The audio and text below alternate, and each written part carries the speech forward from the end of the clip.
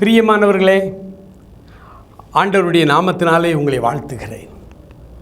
இந்த காலை வேளையிலே தேவ சமூகத்திற்கு வந்து விட்டீர்களா? ஆண்டவர் நம்மோடு அவர் பேச விரும்புகிறார். இன்றைக்கு அவர் தருகிற வார்த்தையை வாசிக்கிறேன். சங்கீதங்களின் புத்தகம் 9ஆம் சங்கீதம், அதில் 13வது வசனம். தாவீது சொல்லுகிறார், மரண வாசல்களிலிருந்து என்னை தூக்கி விடுகிற கர்த்தாவே, நான் உம்முடைய துதியெல்லாம் சீயோன் குமாரத்தியின் வாசல்களிலே விவரித்து உம்முடைய ரட்சிப்பினால் களிகூறும்படிக்கு. மரண வாசல்களிலிருந்து என்னை தூக்கி விடுகிற கர்த்தாவே. பிரியமானவர்களே, ஆண்டவர் நம்மை மரணத்திற்கு ஒப்பு கொடுக்கிறவர் அல்ல. மரண வாசல்களிலிருந்து நம்மை தூக்கி விடுகிற கர்த்தர். வேதம் சொல்லுகிறது, தேவன் தம்முடைய குமாரனாகிய இயேசு கிறிஸ்துவை விசுவாசிக்கிறவர்கள் ஒருவரும் கெட்டு போகாதபடிக்கு,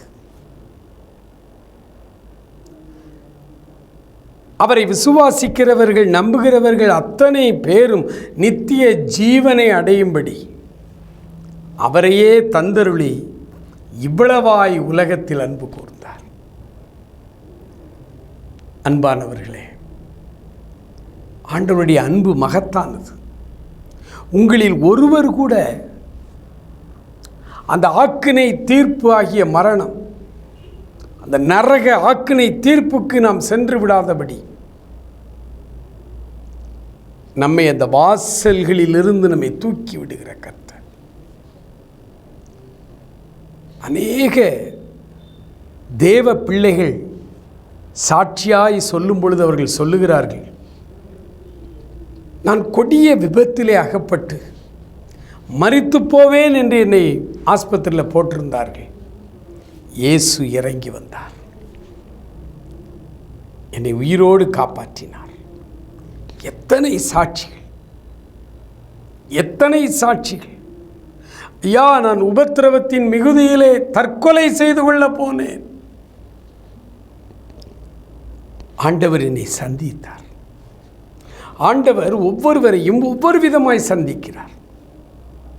பல வருடங்களுக்கு முன்பு ஃபாதர் பெர்க்மான்ஸ் அவர்களுடைய பாடல்கள் நம்முடைய திருச்சபைகளிலே ஒரு பெரிய எழுப்புதலை கொண்டு வந்து எல்லார் வாயிலும் அந்த பாடல்கள் தான். இன்றைக்கு எல்லா கன்வென்ஷன் கூடுகைகளிலும் அவருடைய பாடல்தான் பாடுவார்கள்.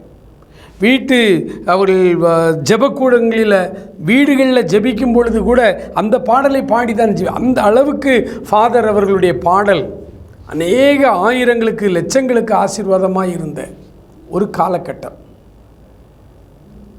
அந்த பாடல்கள் இன்றைக்கும் ஆசீர்வாதமான பாடல்கள் தான். சிவகாசி பகுதியிலே ஒரு சின்ன கிராமம். அந்த கிராமத்தில் ஒரு ஆண்டவரை அறியாத ஒரு குடும்பம், அவர்கள் தொழிலிலே பயங்கரமான நஷ்டம் வந்து குடும்பத்தோடு தற்கொலை செய்து சாக வேண்டும் என்று தீர்மானம் செய்தார்கள். பூச்சி மருந்து பாட்டில்களை வாங்கி கொண்டார்கள். சரி, வீட்டில் போய், அது வாடகை வீடு,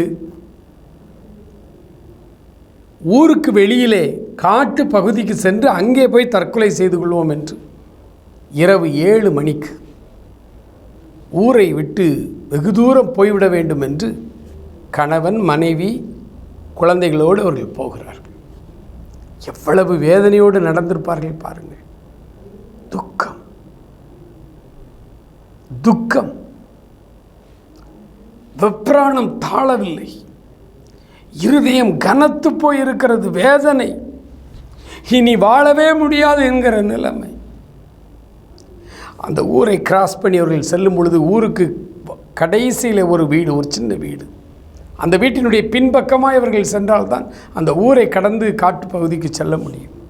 அந்த வீட்டுக்கு பின்பகுதியில் செல்லும் பொழுது அந்த வீட்டில் கணவன், மனைவி, 2-3 பிள்ளைகள்.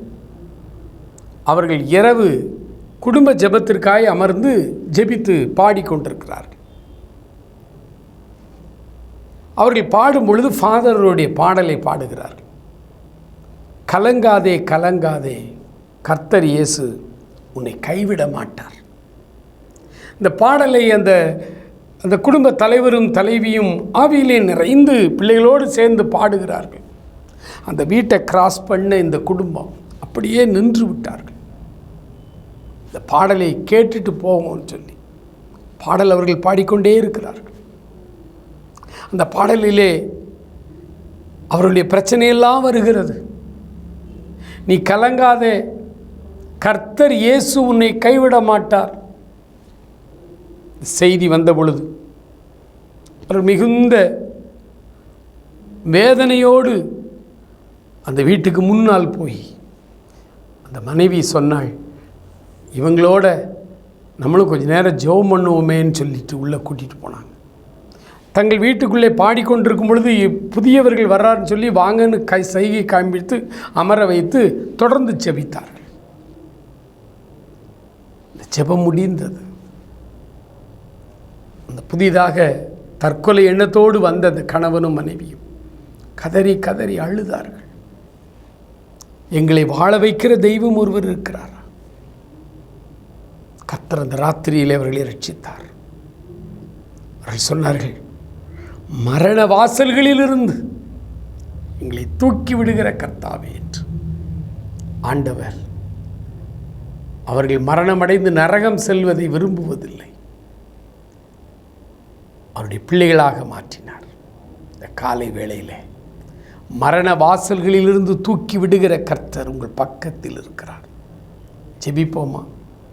அன்பு நிறைந்த எங்கள் பரலோக பிதாவே, இந்த அருமையான காலை வேளைக்காக நன்றியோடு உம்மை துதிக்கிறோம், ஸ்தோத்தரிக்கிறோம். அப்பா, மரண வாசல்களிலிருந்து தூக்கி விடுகிற கர்த்தாவே, இப்பொழுதும் வேதனையோடும் கஷ்டத்தோடும் வியாகுலத்தோடும் தத்தளிப்போடும் இனி எப்படி வாழ்வேன் என்று கதறிக்கொண்டிருக்கிற நம்முடைய பிள்ளைகள், அவர்களை மரண வாசல்களிலிருந்து தூக்கி விடுவீராக. கலங்காதே, திகையாதே, உன் கர்த்தர் உன்னை கைவிட மாட்டார் என்ற வரிகளின்படி நீ பிள்ளைகளை காத்துக்கொள். நீ பிள்ளைகளை தைரியப்படுத்தும். உடைய பிள்ளைகளை மரண ஆபத்திலிருந்து பாதுகாத்தருளும். இந்த நாள் முழுவதும் உடைய கிருபை அவர்களை சூழ்ந்து கொள்ளட்டும். ஆசீர்வதியும். இயேசு கிறிஸ்துவின் நல்ல நாமத்தில் ஜெபிக்கிறோம் எங்கள் அருமை பிதாவே. ஆமேன், ஆமேன். God bless you.